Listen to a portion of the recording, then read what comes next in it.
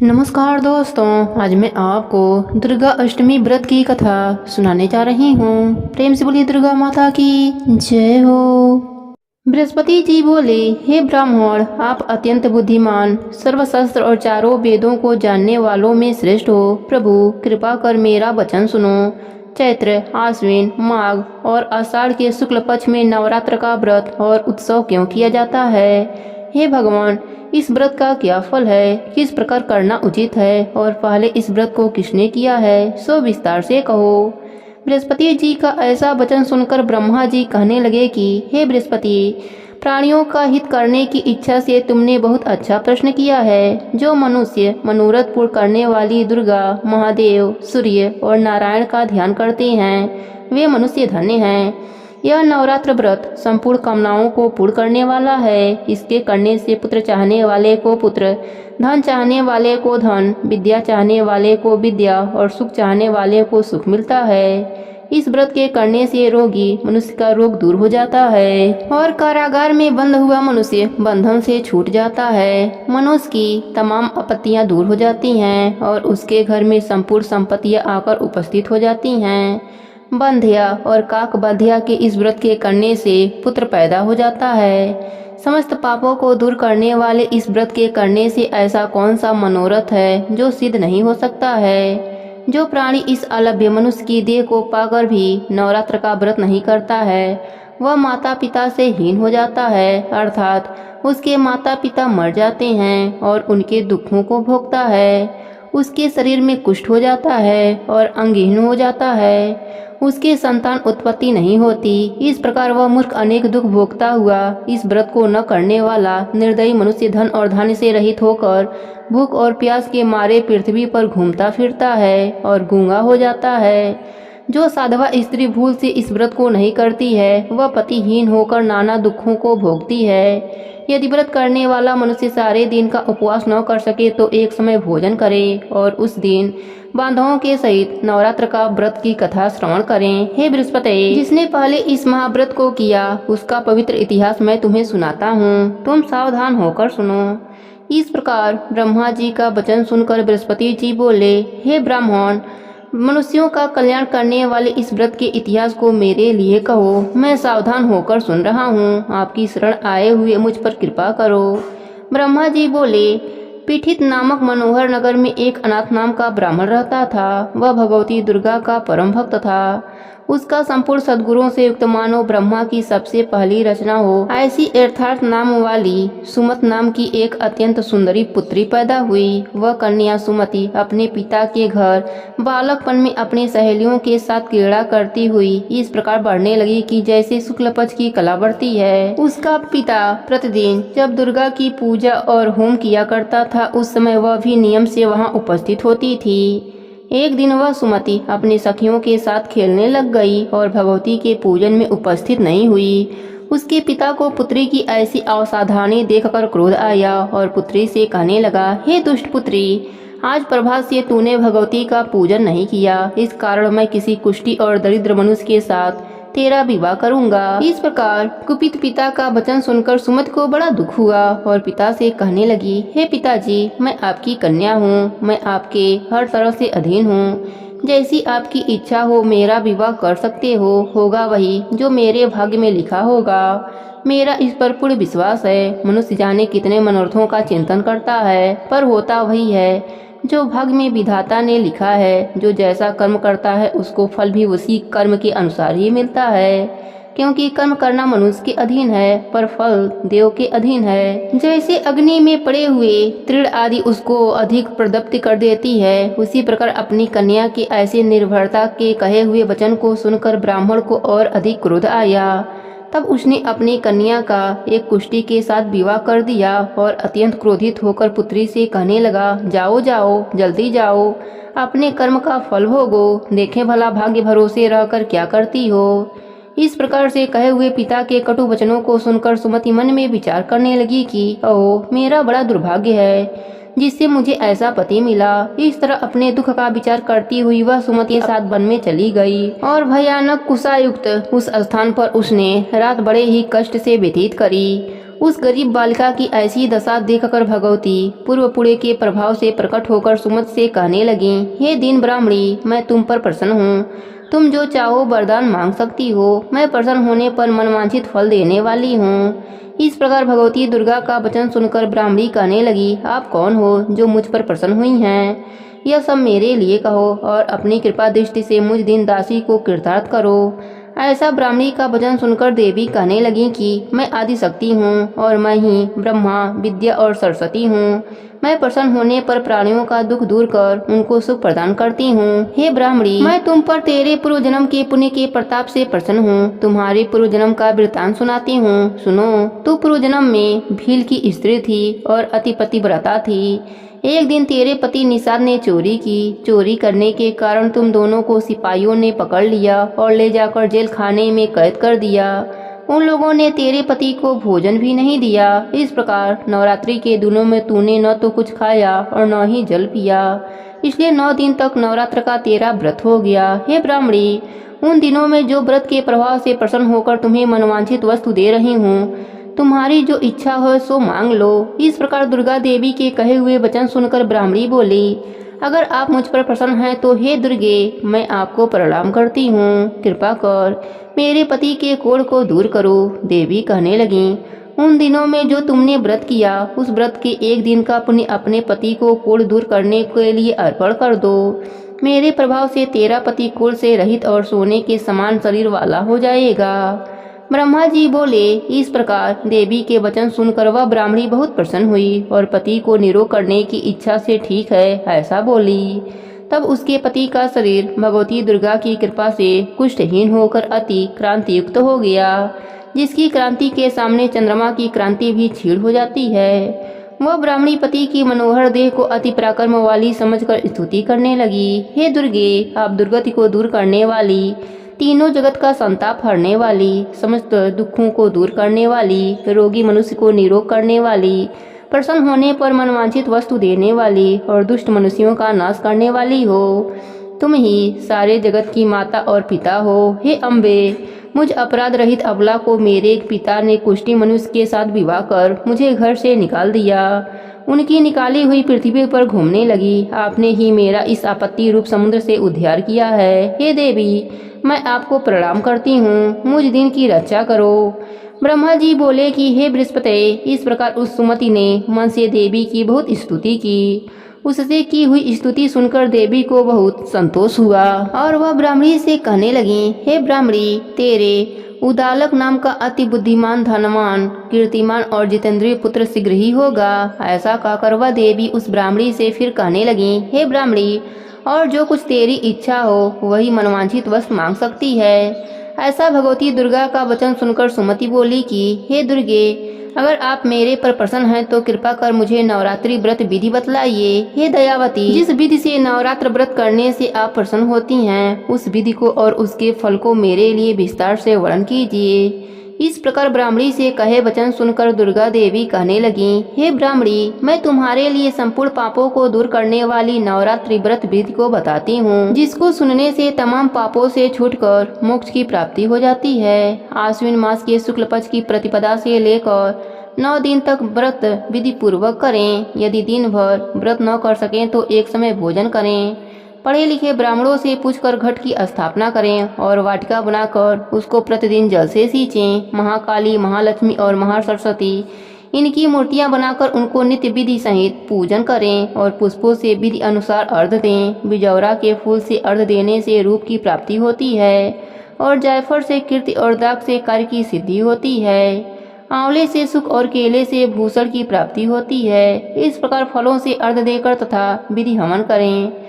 खाड़, घी, गेहूँ, शहद, जौ, तिल, बेलपत्र, नारियल, दाख और कदम इनसे हवन करें। गेहूँ से होम करने से लक्ष्मी की प्राप्ति होती है।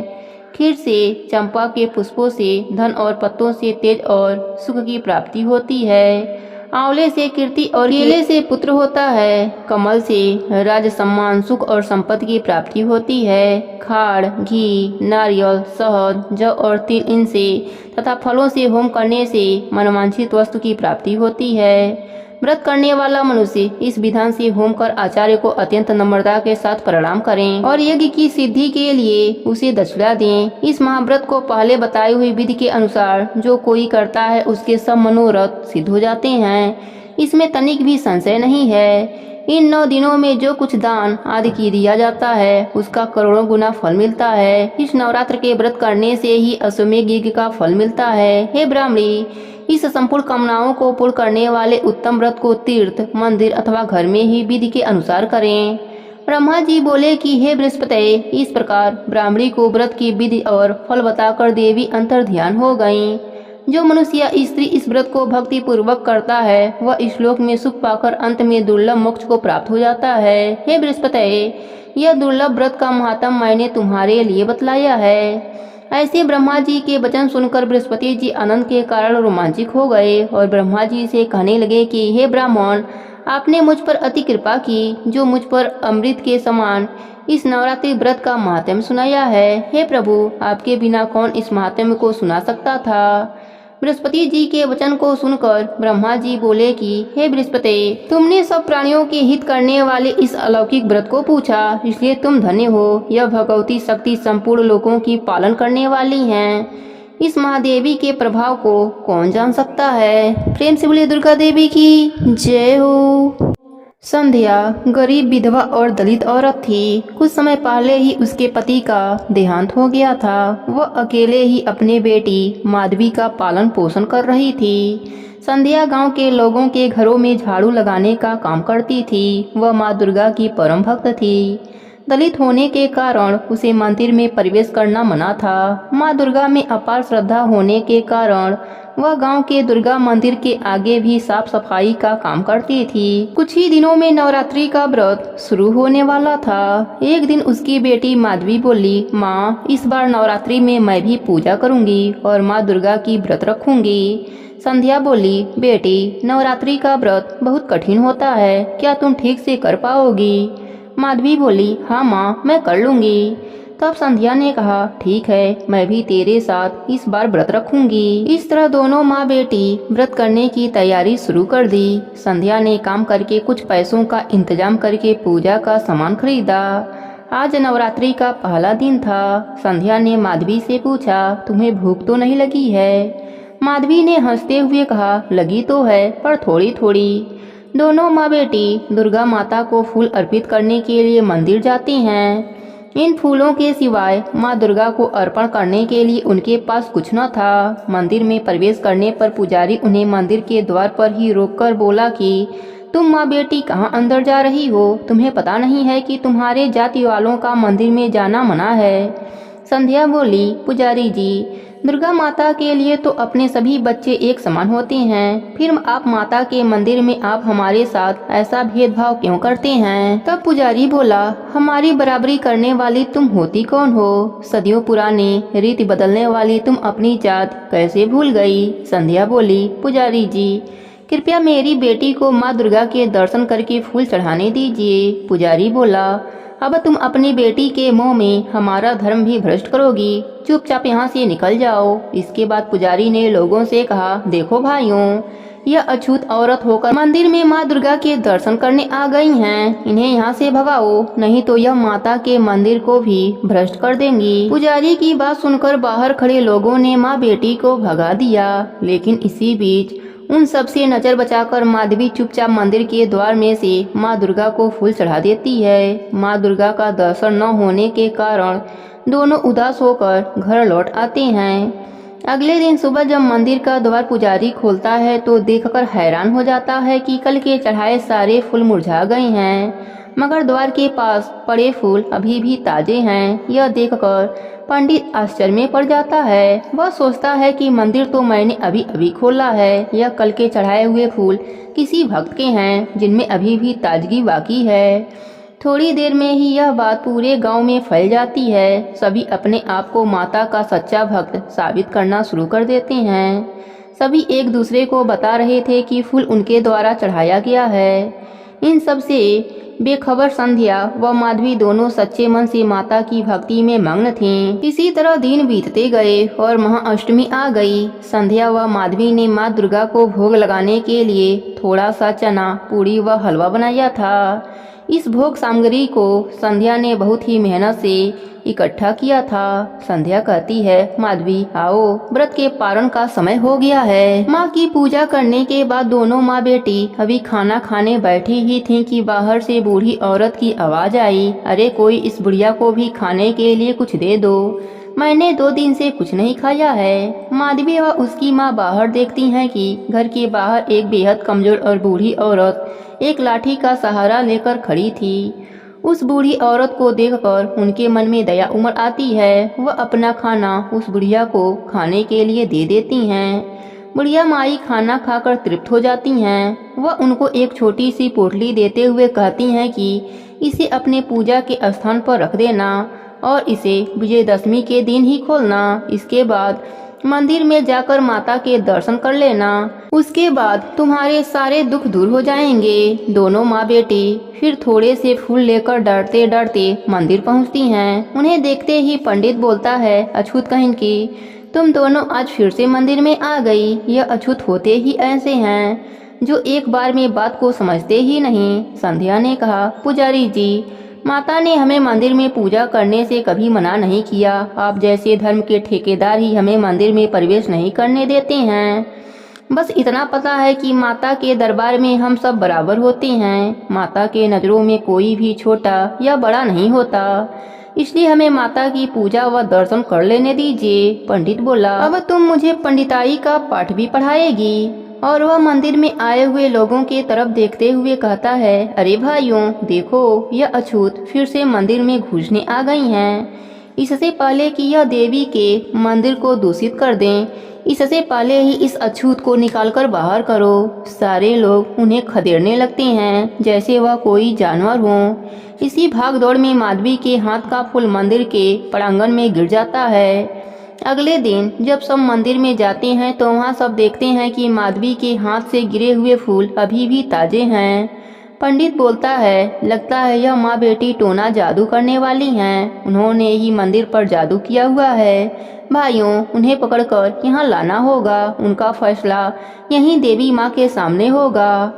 लोग दोनों माँ बेटी को पकड़कर मंदिर में लाते हैं। पंडित बोलता है, सच सच बताओ, तुम लोगों ने यहाँ क्या जादू टोना कर रखा है। हम यहाँ इतनी भक्ति से माता की पूजा करते हैं, फिर भी हमारे फूल मुरझा जाते हैं। और तुम अछूत जात की औरत होकर जो मंदिर में प्रवेश करने के लायक भी नहीं हो, तुम्हारे फूल कैसे ताजे रहते हैं। संध्या बोली, पुजारी जी, हमने कुछ नहीं किया है, हम कोई जादूगर नहीं हैं। तभी लोग गुस्सा कर उन्हें पीटना शुरू कर देते हैं। बेचारी संध्या वहीं पर गिर जाती है और माधवी दौड़कर अपनी माँ से लिपट जाती है।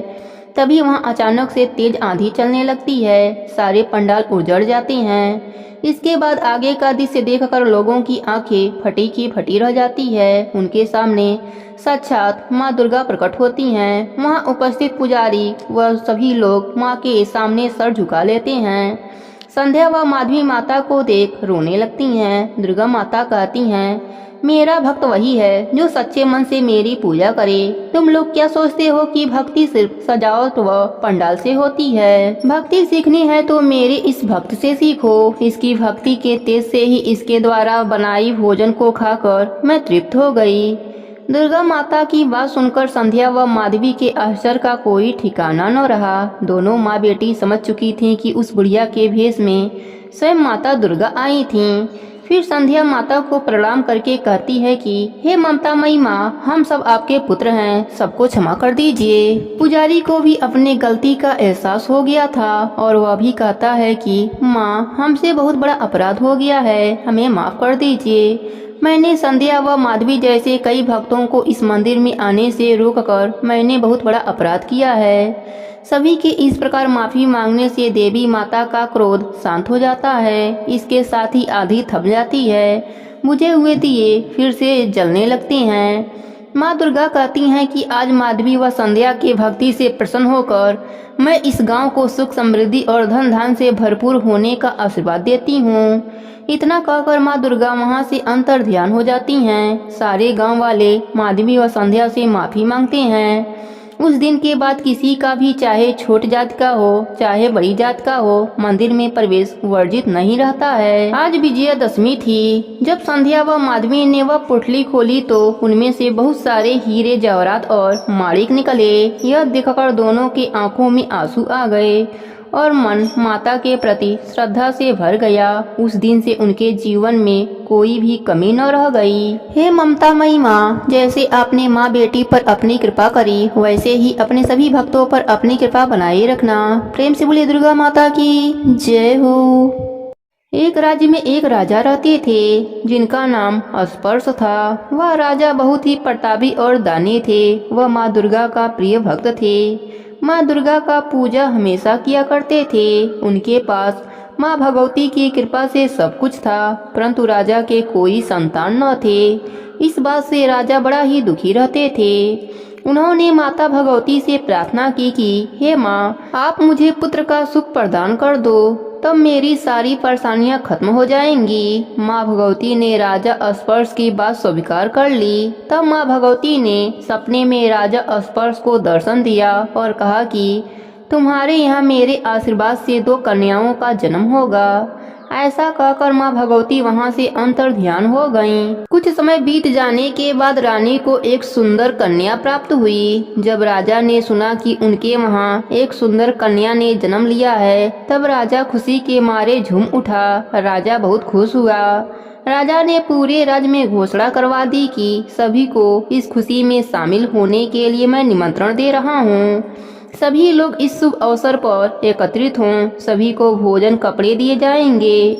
इस तरह से उन्होंने अपनी पहली कन्या के जन्म पर खूब उत्सव मनाया। राजा स्पर्श ने सभी ऋषि मुनियों को महल बुलवाया, खाना खिलवाया। राजा स्पर्श ने लड़की की कुंडली बनवाई। तब ज्योतिषियों ने उस लड़की की कुंडली देखी। तब वह राजा से कहने लगे कि राजा, यह आपकी बेटी बहुत ही भाग्यशाली है। इसका भाग्य बहुत ही अच्छा है। समय बीतता है। माँ भगवती के आशीर्वाद से राजा स्पर्श के वहाँ दूसरी संतान होती है और राजा ने फिर से ज्योतिषियों को बुलवाया। ज्योतिषियों ने जब दूसरी कन्या की कुंडली देखी तो वह आश्चर्यचकित रह गए। तब ज्योतिषियों ने राजा से कहा कि राजन, यह कन्या मनहूस है। यह कन्या जहाँ भी रहेगी वहाँ के हालात बहुत ही खराब हो जाएंगे। जिसके पास रहेगी उसका जीवन नष्ट हो जाएगा। ज्योतिषियों ने कुंडली के हिसाब से उसके पुनर्जन्म की कहानी सुनाई। ज्योतिषियों ने राजा स्पर्श से कहा कि आपकी दोनों लड़की पूर्व जन्म में देवराज इंद्र की अप्सराएं थीं। एक बार दोनों बहनों ने पृथ्वी पर आने का निश्चय किया और वह दोनों पृथ्वी पर आ गईं। पृथ्वी पर आने के बाद दोनों बहनों ने एकादशी व्रत किया। बड़ी बहन का नाम तारा था एवं छोटी बहन का नाम रुक्मणी था। बड़ी बहन तारा ने अपनी छोटी बहन रुक्मणी से कहा कि यह पैसा लो और बाजार से फल एवं पूजा का सामान लेकर आओ। जैसे ही रुक्मणी बाजार में गई, उसे मछली के पकौड़े तले हुए दिखाई दिए। उसने उन पैसों से मछली के पकौड़े खा लिए। बचे हुए पैसों से फल और पूजा की सामान ले लिया। फल और पूजा का सामान लाकर उसने अपने बहन तारा को दे दिया। फिर उसने सारी बात अपने बहन को बताई। तब उसकी बड़ी बहन बहुत नाराज हुई और उसने अपनी छोटी बहन रुक्मणी को श्राप दे दिया। तारा ने कहा, तुम कई तरह के योनियों में उलझी रहोगी। छिपकली का रूप धारण करके कीड़ा मकोड़ा खाओगी। इस तरह बड़ी से रुक्मणी को श्राप मिला। श्राप के अनुसार रुक्मणी ने छिपकली का जन्म लिया। एक गुरु गोरखनाथ ऋषि थे। वह ऋषि जंगल में अपने शिष्यों के साथ रहते थे। गुरु गोरख ऋषि के साथ एक घमंडी शिष्य भी रहता था। एक बार वह घमंडी शिष्य ने कमंडल में जल लिया और आश्रम के बाहर सुनसान इलाके में जाकर तपस्या करने लगा। जब वह शिष्य ध्यान में लीन हो गया, वहीं से एक कपिला गाय निकल रही थी। वह गाय ने कमंडल के जल को पूरा ही पी लिया। जब कपिला गाय उस कमंडल से अपना मुख बाहर निकाल रही थी, तभी उस शिष्य की आंख खुल गई उस शिष्य ने उस कपिला गाय को मार मार कर अधमरा कर दिया। जब ऋषि गोरख ने यह सुना कि उनका शिष्य गाय को मारा है, तब गुरु गोरख ऋषि वहां पहुंचे और उन्होंने अपने शिष्य को भला बुरा कहा और उस घमंडी शिष्य को आश्रम से बाहर निकाल दिया। गुरु गोरख ऋषि बहुत चिंतित हुए क्योंकि उनके शिष्य ने गौ माता का हत्या कर दिया था। गोरख ऋषि इस पाप से मुक्ति पाने के लिए बहुत बड़ा यज्ञ किया और उस यज्ञ में आसपास के सभी लोगों को बुलाया। जब घमंडी शिष्य ने यह सुना कि गुरुदेव यज्ञ करा रहे हैं और उन्होंने सभी लोगों को भोजन पर बुलाया है, तब उसने अपने अपमान का बदला लेना सोचा। यह सोचकर घमंडी शिष्य ने एक सांप का रूप धारण करके भंडारे में बनी हुई खीर में जा गिरा। उस दीवार पर एक छिपकली चिपकी हुई थी। वह छिपकली रुक्मणी थी, जो श्राप के कारण छिपकली बनी हुई थी। उस छिपकली ने यह देखा कि उस खीर में सांप गिरा है। यदि इस खीर को पूरे लोगों ने खा लिया तो सारे लोग मर जाएंगे। उस छिपकली ने मन ही मन विचार बना लिया, मैं इस खीर में गिरकर अपनी जान देकर इन सब लोगों की जान बचा सकती हूँ। जैसे ही उस खीर को परोसने के लिए लोग वहाँ पर पहुँचे, वह छिपकली उस खीर में जा गिरी। जब सभी लोगों ने यह देखा कि खीर में छिपकली गिर गई है, तब सभी ने उस पूरी खीर को जमीन पर फैला दिया। तब सभी को उस खीर में सांप दिखा। तब सभी ने छिपकली के त्याग को समझा। छिपकली का यह त्याग बहुत ही प्रशंसाजनक था। सभी लोग छिपकली को दुआएं देने लगे और भगवान से प्रार्थना करने लगे कि इस छिपकली को इसके योनि से मुक्त कर दो और इसे एक इंसान का जीवन दे दो। सभी की प्रार्थना से रुक्मणी छिपकली के योनि से मुक्त हो गई। इसके बाद यह कन्या आपके यहाँ जन्मी है। राजा स्पर्श के सलाहकार कहने लगे कि इस कन्या को आप मार दो, नहीं तो यह आपके भाग्य को खा जाएगी। लेकिन राजा स्पर्श ने कहा कि मैं किसी कन्या की हत्या नहीं कर सकता। तब कुछ लोग राजा स्पर्श से कहने लगे कि यदि आप इस कन्या को मारना नहीं चाहते हैं तो इस कन्या को एक बॉक्स में बंद करके हीरा सोना चांदी भर कर समुद्र में फेंक दीजिए। यह बॉक्स जिसको भी मिलेगा वह इस कन्या को पाल पोस कर बड़ा करेगा। राजा ने उस कन्या को बॉक्स में रखा और पानी में बहा दिया। वह बॉक्स बहते हुए नदी के किनारे पहुंचा। उस बक्से पर एक भंगी की नजर पड़ी। उस भंगी ने उस बक्से को पानी से बाहर निकाला। उस बच्ची को देखकर वह भंगी बड़ा ही खुश हुआ क्योंकि उस भंगी की कोई भी संतान न थी। वह भंगी उस लड़की को लेकर अपने पत्नी के पास गया और पत्नी के गोद में वह लड़की रख दिया। इस तरह से उस लड़की का पालन पोषण उस भंगी के द्वारा किया गया। वह कन्या बड़ी हो गई और उसका विवाह भी हो गया। उसकी बड़ी बहन तारा का भी विवाह राजा स्पर्श ने बड़े ही धूमधाम से अयोध्या के राजा हरिश्चंद्र से करा दिया। इस जन्म में तारा का नाम तारामती था। रुक्मणी की सास हरिश्चंद्र के राज्य में साफ सफाई का काम करती थी।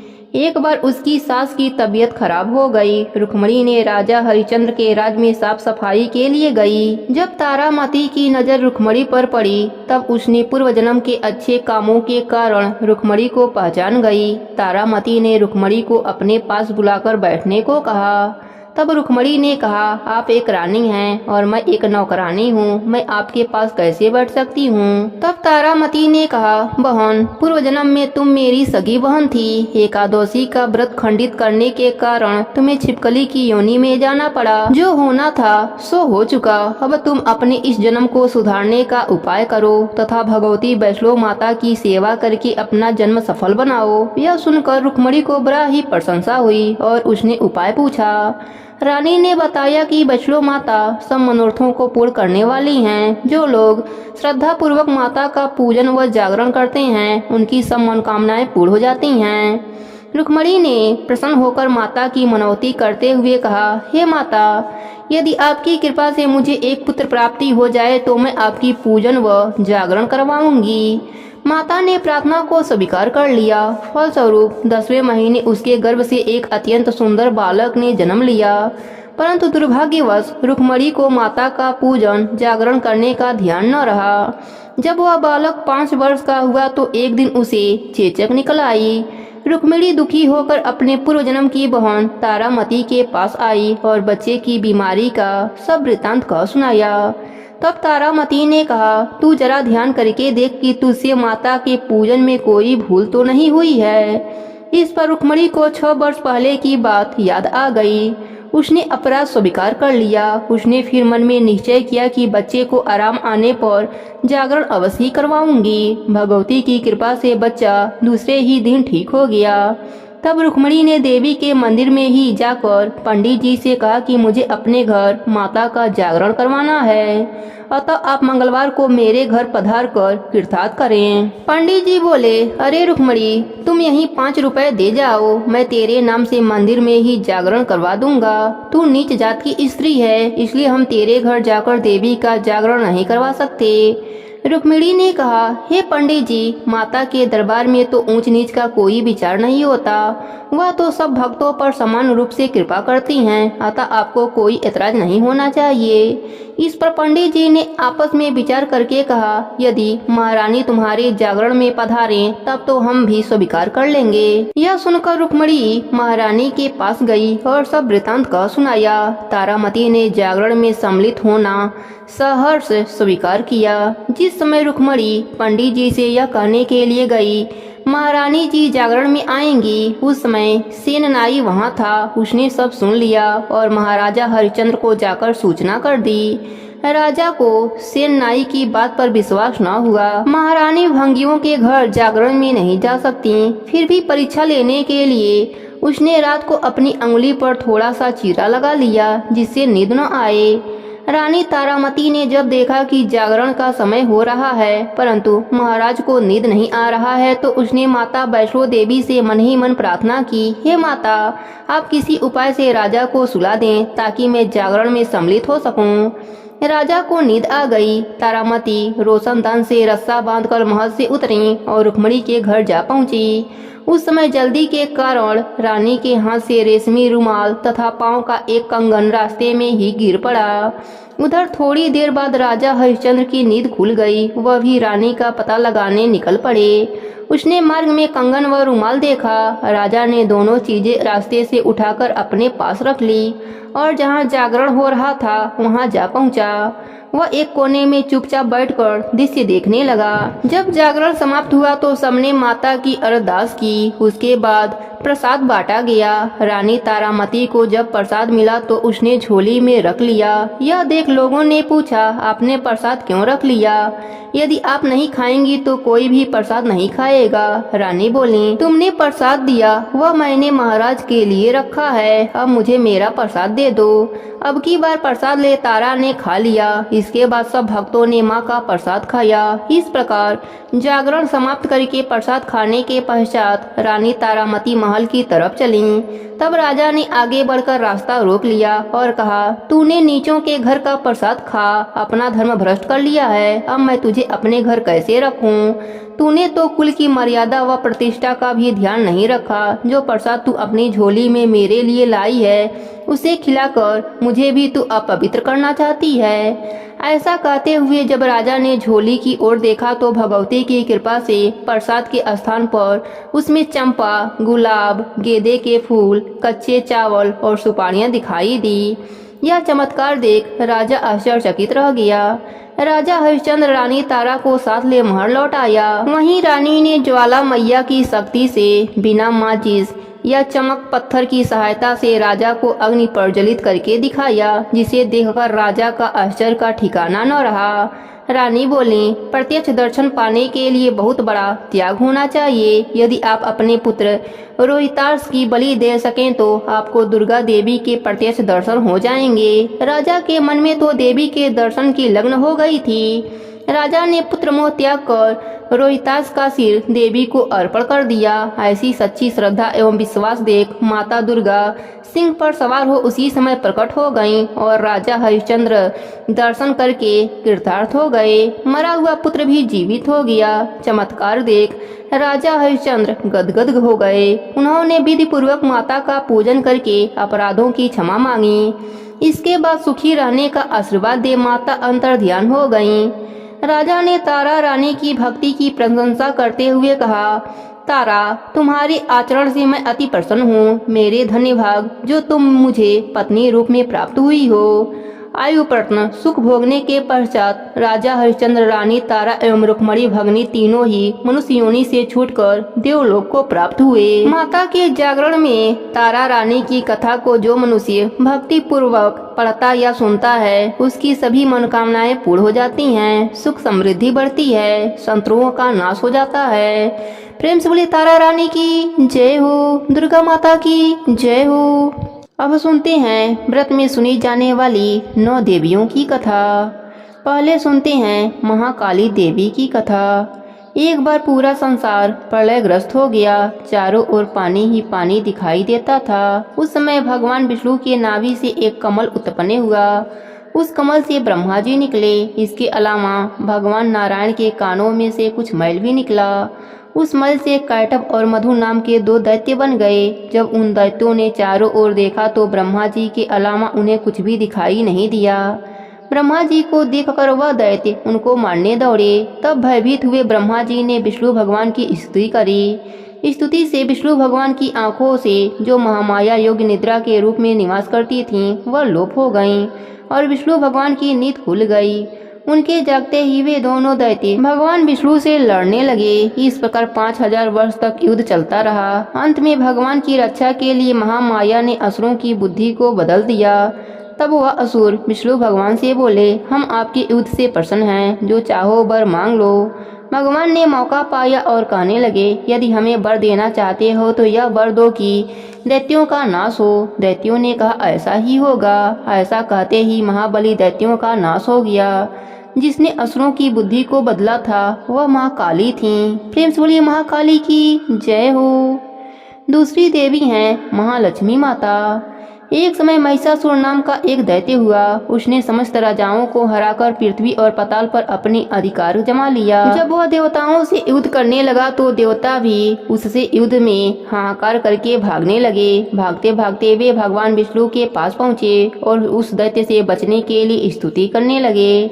देवताओं की स्तुति करने से भगवान विष्णु और शंकर जी जब प्रसन्न हुए तब उनके शरीर में से एक तेज निकला जिसने महालक्ष्मी का रूप धारण कर लिया। इन्हीं महालक्ष्मी ने महिषासुर दैत्य को युद्ध में मारकर देवताओं का कष्ट दूर किया था। प्रेम से बोलिए महालक्ष्मी माता की जय हो। तीसरी देवी हैं महासरस्वती। एक समय शुंभ निशुंभ नाम के 2 दैत्य बहुत प्रभावशाली थे। उनसे युद्ध में मनुष्य तो क्या देवता तक हार गए। जब देवताओं ने देखा कि अब युद्ध में नहीं जीत सकते तब वह स्वर्ग छोड़कर भगवान की स्तुति करने लगे। उस समय भगवान विष्णु के शरीर में से एक ज्योति प्रकट हुई जो महासरस्वती थीं। महासरस्वती अत्यंत रूपवान थीं। उनका रूप देखकर वह दैत्य मुग्ध हो गए। सुग्रीव नाम का दूत उस देवी के पास अपनी इच्छा प्रकट करते हुए भेजा। उस दूत को देवी ने वापस कर दिया। इसके बाद उन दोनों ने कुछ सोच समझकर अपने सेनापति ध्रुमाच को सेना सहित भेजा, जो देवी द्वारा सेना सहित मार दिया गया। फिर चंडमुंड लड़ने आए और वह भी मार डाले गए। इसके बाद रक्त बीज लड़ने आया, जिसके रक्त की बूंद जमीन पर गिरते ही एक वीर पैदा हो जाता था। वह बहुत बलवान था, उसे भी देवी ने मार गिराया। अंत में चामुंडा से शुंभ निशुंभ स्वयं दोनों लड़ने आए और देवी के हाथों मारे गए। सभी देवता दैत्यों के मृत्यु के बाद बहुत खुश हुए और अपना अपना कार्य करने लगे। प्रेम से बोली सरस्वती माता की जय हो। चौथी देवी हैं योग माया। जब कंस ने वासुदेव देवकी के 6 पुत्रों का वध कर दिया था और 7वें गर्भ में शेषनाग बलराम जी आए तो रोहिणी के गर्भ में प्रविष्ट होकर प्रकट हुए। तब 8वां जन्म कृष्ण जी का हुआ। साथ ही साथ गोकुल में यशोदा जी के गर्भ में योग माया का जन्म हुआ, जो वासुदेव जी के द्वारा कृष्ण के बदले मथुरा में लाई गई थीं। जब कंस ने कन्या स्वरूप उस योग माया को मारने के लिए पटकना चाहा, तब वह हाथ से छूटकर आकाश में जाकर देवी का रूप धारण कर लिया। आगे चलकर इसी योग माया ने कृष्ण के साथ योग विद्या और महाविद्या बनकर कंस, चाछूड़ आदि शक्तिशाली असुरों का संहार करवाया। प्रेम से बोलिए योग माया की जय हो। 5वीं देवी हैं रक्तदंतिका। एक बार वैपरीत्य नाम के असुर ने बहुत से कुकर्म करके पृथ्वी को व्याकुल कर दिया। उसने मनुष्य ही नहीं बल्कि देवताओं तक को बहुत दुख दिया था। देवताओं और पृथ्वी की प्रार्थना पर उस समय दुर्गा देवी ने रक्तदंतिका नाम से अवतार लिया और वह पृथ्वी आदि असुरों का मान मर्दन कर डाला। यह देवी असुरों को मारकर रक्तपान किया करती थीं, इस कारण से इनका नाम रक्तदंतिका विख्यात हुआ। प्रेम से बोलिए रक्तदंतिका माता की जय हो। छठवीं देवी हैं शाकंभरी देवी। एक समय पृथ्वी पर लगातार 100 वर्षों तक वर्षा नहीं हुई। इस कारण चारों ओर हाहाकार मच गया। सभी जीव भूख और प्यास के व्याकुल होकर मरने लगे।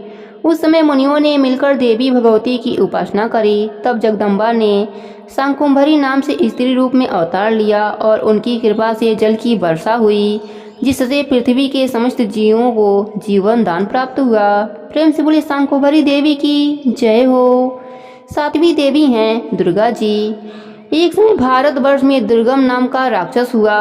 उसके डर से पृथ्वी ही नहीं, स्वर्ग और पाताल में निवास करने वाले लोग भयभीत रहते थे। ऐसी विपत्ति के समय में भगवान की शक्ति ने दुर्गा या दुर्गसेनी नाम से अवतार लिया और दुर्गम राक्षस को मारकर ब्राह्मणों और हरि भक्तों की रक्षा करी। दुर्गम राक्षस को मारने के कारण ही तीनों लोकों में इनका नाम दुर्गा देवी प्रसिद्ध हो गया। प्रेम से बोले दुर्गा माता की जय हो। आठवीं देवी हैं भ्रामरी देवी। एक बार महाअत्याचारी वरुण नाम का एक असुर पैदा हुआ। उसने स्वर्ग में जाकर उपद्रव करना शुरू कर दिया। देवताओं की पत्नियों का सतीत्व नष्ट करने की कुचेष्टा करने लगा। अपने सतीत्व की रक्षा के लिए देवी पत्नियों ने भौरों का रूप धारण कर लिया और दुर्गा देवी की प्रार्थना करने लगीं। देव पत्नियों को दुखी जानकर माता दुर्गा ने भ्रामरी का रूप धारण करके उन असुरों को उसकी सेना सहित मार डाला और देव पत्नियों के सतीत्व की रक्षा करी। प्रेम से बोले भ्रामरी देवी की जय हो। नौवीं देवी हैं चंडिका देवी। एक बार पृथ्वी पर चंड नाम के 2 राक्षस पैदा हुए। वह दोनों इतने बलवान थे कि संसार में अपना राज्य फैला लिया और स्वर्ग के देवताओं को हराकर वहां भी अपना अधिकार जमा लिया। इस प्रकार देवता बहुत दुखी हुए और देवी की स्तुति करने लगे। तब देवी चंडिका के रूप में अवतरित हुईं और चंडमुंड नामक दोनों राक्षसों को मारकर संसार का दुख दूर किया। देवताओं का गया स्वर्ग पुनः उन्हें लौटा दिया। इस प्रकार चारों ओर सुख का राज्य फैल गया। प्रेम से बोले चंडिका माता की जय हो। अब सुनते हैं व्रत को पूर्ण करने वाले गणेश भगवान की कथा। प्रेम से बोले गणेश भगवान की जय हो। एक समय की बात है, एक गांव में एक माँ बेटी रहती थी। वह बहुत ही गरीब थी। उनके दिन बहुत ही मुश्किल से कटते थे। एक दिन बेटी माँ से कहने लगी, माँ गांव के सब लोग गणेश मेला देखने जा रहे हैं, मैं भी मेला देखने जाऊंगी। माँ ने कहा कि बेटी वहाँ बहुत भीड़ होती है, तुम कहीं गिर जाओगी। लेकिन लड़की ने माँ से कहा, नहीं माँ मैं तो जाऊंगी, मुझे भी मेला देखने जाना है, सब लोग जा रहे हैं। लड़की ने बार बार माँ से आग्रह किया तो उसकी माँ ने कहा, ठीक है बेटी तुम चली जाओ मेला देखने। लड़की मेला जाने के लिए तैयार होती है। तब उसकी माँ ने जाने से पहले उसे 2 लड्डू दिए और पानी दिया। माँ ने अपने बेटी से कहा, बेटी एक लड्डू तू गणेश भगवान को खिला देना और उन्हें थोड़ा सा पानी पिला देना और दूसरा लड्डू तुम खा लेना और बचा हुआ पानी भी पी लेना। लड़की लड्डू लेकर मेले में चली गई। लड़की ने मेला देखा, मेले में घूमने लगी। उसे बहुत मजा आ रहा था। शाम हो गया, सभी गांव वाले अपने अपने घर वापस आ रहे थे, लेकिन वह लड़की गांव वापस नहीं गई। लड़की मेले में से गणेश भगवान के पास जाकर बैठ गई और कहने लगी, एक लड्डू और पानी गणेश भगवान तुम्हारे लिए और एक लड्डू और बाकी का बचा हुआ पानी मेरे लिए है। इस तरह कहते कहते सारी रात बीत गई। गणेश भगवान यह देखकर सोचने लगे कि अगर मैं इसका लड्डू और पानी नहीं पिया तो यह लड़की अपने घर नहीं जाएगी। यह सोचकर गणेश भगवान उस लड़की से एक लड्डू लेकर खा लिया और पानी भी पी लिया। फिर गणेश भगवान उस लड़की से कहने लगे, मांगो तुम क्या मांगती हो। तब लड़की मन में सोचने लगी कि मैं क्या मांगूं, अन्न मांगूं, धन मांगूं या अपने लिए वर मांगूं, खेत मांगूं या महल मांगूं। वह मन में सोच रही थी तो गणेश भगवान उसके मन की बात को जान गए। उन्होंने लड़की से कहा, तुम अपने घर जाओ, तुमने जो भी अपने मन में सोचा है वह सब तुम्हें मिल जाएगा। इसके बाद लड़की अपने घर चली जाती है। तब लड़की की माँ पूछती है कि बेटी तुम्हें इतनी देरी क्यों हो गई थी। सारे गांव वाले तो शाम को ही मेले में से लौट आए थे। बेटी ने कहा, माँ आपने जैसा कहा था मैंने वैसा ही किया, और उसने अपने माँ को सारी बात बताई। देखते ही देखते जो लड़की ने मन में सोचा था वह सब कुछ मिल गया। गणेश भगवान की कृपा से लड़की के पास सब कुछ हो गया और वह माँ बेटी सुखपूर्वक रहने लगे। अब माँ बेटी नित्य नियम से गणेश भगवान की पूजा आराधना और कथा कहानी सुनने और कहने लगे। गणेश भगवान की कृपा से उनके घर में सुख समृद्धि का वास हो गया। हे गणेश जी महाराज, जैसी कृपा आपने गरीब माँ बेटी पर करी वैसे ही अपने सभी भक्तों पर अपनी कृपा बनाए रखना। सबके व्रत को पूर्ण करना, कहानी अधूरी हो तो पूरी करना, पूरी हो तो मान रखना। प्रेम से बोले गणेश भगवान की जय हो, भोलेनाथ की जय हो, पार्वती माता की जय हो।